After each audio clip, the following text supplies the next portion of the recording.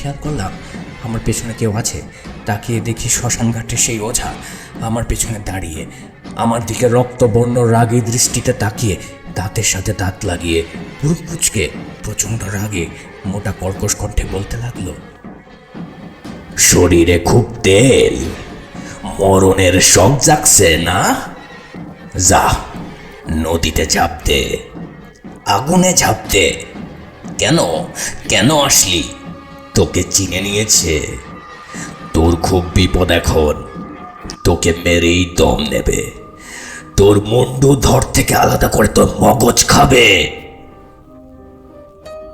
খাবেই না কেন? যার রক্তে কলঙ্ক তার বাঁচার কথা না। হেরিকেনটা ফেলে আয় আমার সাথে। তিনি শ্মশানের কাছে নিজের ঘরের দিকে হাঁটতে লাগলেন। আমিও তাকে অনুসরণ করলাম এবং জিজ্ঞেস করলাম, রক্তে কলঙ্ক? আপনি কি বলতে চাচ্ছেন?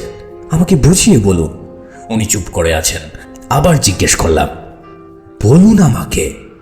উনি কথা না বলে চুপ করে হেঁটে যাচ্ছেন। আমি আবার বললাম, দয়া করে বলুন আমাকে।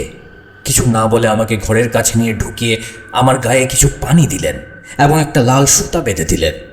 বললেন, এই জোনার খুব শক্তিশালী, যাদের উপর চালনা করা হয় তাদেরকে মেরে ফেলবে, যারা বাধা হবে তাদেরও বিনাশ করবে।